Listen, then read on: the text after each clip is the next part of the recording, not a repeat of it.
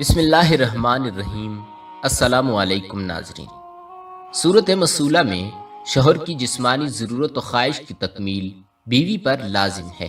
شرعی عذر جیسے ایام، بیماری یا شوہر کا حد اعتدال سے زیادہ ہم بستر ہونا جس کی بیوی میں طاقت نہ ہو، یا شوہر کی جانب سے تسکین شہوت کے لیے غیر فطری راستہ اختیار کرنے کا مطالبہ کرنا کہ بغیر تسکین شہوت سے شوہر کو دور رکھنا بیوی کے لیے شرعاً جائز نہیں ہے۔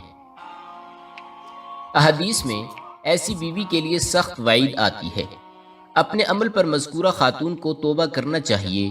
اگر مذکورہ بیوی میں شوہر کی جسمانی خواہش پوری کرنے کی ہمت نہیں اور شوہر ایک سے زائد بیویوں کے درمیان عدل و انصاف کے ساتھ مالی جسمانی حقوق ادا کرنے کی طاقت رکھتا ہو تو اس کے لیے ایک اور نکاح کی اجازت ہوگی۔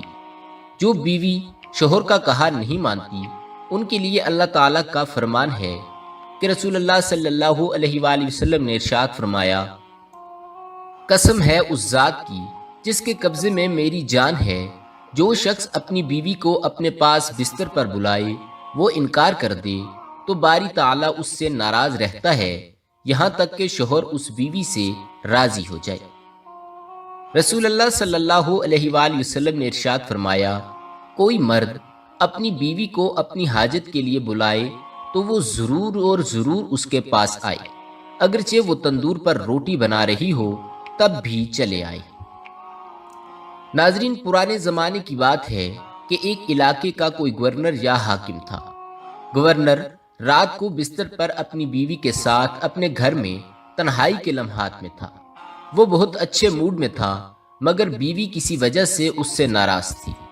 وہ مرد جب پیار کی باتیں کرتا اور وہ اس سے بدتمیزی کرتی تھی۔ خاوند نے جب بہت زیادہ اس سے محبت کا اظہار کیا اور ہم بستری کرنے لگا تو عورت اس وقت بہت غصے میں آ گئی اور بے وقوف آگے سے کہنے لگی، او جہنمی پیچھے ہٹو۔ اس بات پر شوہر کو بہت زیادہ غصہ آیا۔ اس نے کہا کہ اچھا اگر میں جہنمی ہوں تو پھر تجھے میری طرف سے طلاق ہے۔ اب رات گزر گئی۔ جب دونوں کا دماغ ٹھنڈا ہوا تو عورت کو بھی غلطی کا احساس ہوا کہ میں اپنے خاوند سے ناراض تھی مگر مجھے یہ لفظ نہیں کہنے چاہیے تھے، میں نے تو غلطی کر لی۔ اب وہ اپنے خاوند سے پوچھنے لگی کہ جی کیا ہوگا؟ اس نے کہا پتہ نہیں، شرط یہ تھی کہ اگر میں جہنمی ہوں تو تمہیں میری طرف سے طلاق ہے، لہٰذا مجھے علماء سے پوچھنا پڑے گا۔ مسئلہ بیان کیا تو علماء کہنے لگے کہ اس کا جواب ہم نہیں دے سکتے۔ گورنر یہ بات علماء سے کہنے لگا، مجھ سے یہ بات زبان زدیام ہو گئی۔ سینکڑوں علماء سے رابطہ کیا گیا مگر کوئی عالم مفتی اس کا جواب نہ دے پا رہا تھا۔ وہ بڑا پریشان تھا۔ وہ بھی اپنی خوبصورت بیوی کو طلاق نہیں دینا چاہتا تھا، بیوی بھی اب اس سے علیحدہ نہیں ہونا چاہتی تھی۔ چنانچہ امام شافعی کو کسی نے بتایا کہ فلاں علاقے میں یہ واقعہ پیش آیا ہے تو انہوں نے فرمایا کہ مجھے وہاں لے چلو، میں اس سوال کا جواب دے سکتا ہوں۔ جب امام شافعی آئے اور انہوں نے ان سے پوچھا کہ کیا واقعہ پیش آیا ہے، اس نے بتایا کہ اس طرح میری بیوی نے یہ الفاظ کہے اور میں نے اس کے جواب میں یہ الفاظ ادا کیے۔ آپ نے فرمایا کہ جناب علی، اس کا جواب دینے کے لیے مجھے آپ سے تنہائی میں کچھ باتیں پوچھنی ہیں۔ اس نے کہا ٹھیک ہے۔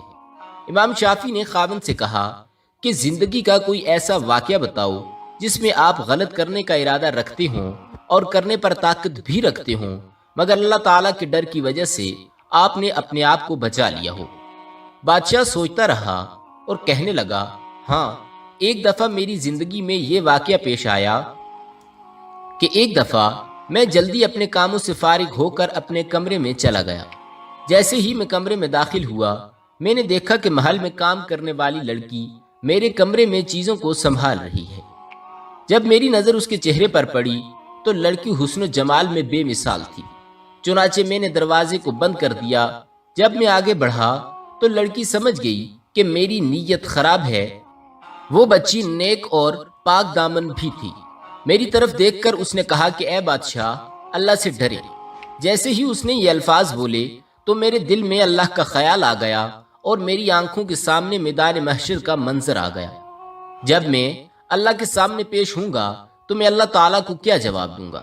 میں نے دروازہ کھول دیا اور لڑکی وہاں سے چلی گئی۔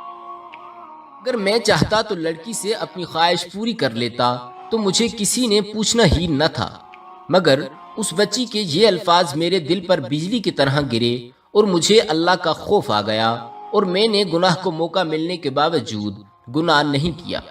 میں نے اس لڑکی کو واپس بھیج دیا۔ یہ ایک ایسا گناہ ہے جو میں کر سکتا تھا، مگر اللہ کے خوف کی وجہ سے میں نے نہیں کیا۔ جب امام شافعی نے یہ واقعہ سنا تو امام شافعی نے اس سے کہہ دیا کہ تمہاری بیوی کو طلاق نہیں ہوئی، اس لیے کہ آپ جہنمی نہیں بلکہ جنتی ہیں۔ جب انہوں نے فتویٰ دیا تو سارے علماء ان سے بحث کرنے لگے کہ آپ یہ کیسے کہہ سکتے ہیں؟ کیا آپ کے پاس جنت کا ٹکٹ ہے؟ آپ نے فرمایا کہ فتویٰ میں نے اپنی طرف سے نہیں دیا، بلکہ یہ تو اللہ تعالیٰ نے قرآن مجید فرقان حمید میں خود ارشاد فرمایا ہے، اور جو شخص اپنے رب کے سامنے کھڑا ہونے سے ڈرا اور اس نے اپنے نفس کو خواہشات میں پڑنے سے بچا لیا، بس اس کا ٹھکانہ جنت ہوگا۔ اللہ تعالیٰ نے چونکہ فرما دیا تھا، لہٰذا میں فتویٰ دیتا ہوں کہ اس کبیرہ گناہ سے بچنے کی وجہ سے یہ بندہ قیامت کے دن جنت میں داخل ہوگا۔ ناظرین گرامی، جو بچی آج کے دور میں گناہ کی دعوت ملنے کے باوجود اپنے آپ کو مضبوط رکھتی ہے اور اپنی عزت اور پاک دامنی کو محفوظ رکھتی ہے اور دعوت دینے والے کو نہیں کا جواب دیتی ہے، تو یہ لڑکی قیامت کے دن جنت میں داخل ہوگی۔ بیوی کو اپنے شوہر کی ہر جائز بات ماننی چاہیے، جو نہیں مانتی ان کے لیے سخت عذاب ہے۔ ارشاد ہے کہ رسول اللہ صلی اللہ علیہ وآلہ وسلم نے ارشاد فرمایا،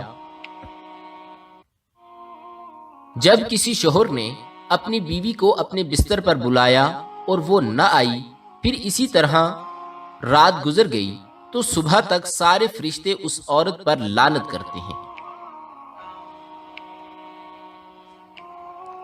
جب کوئی عورت اپنے شوہر کے بستر کو چھوڑ کر رات گزارتی ہے تو فرشتے اس پر لعنت کرتے رہتے ہیں، یہاں تک کہ وہ واپس لوٹ آئے۔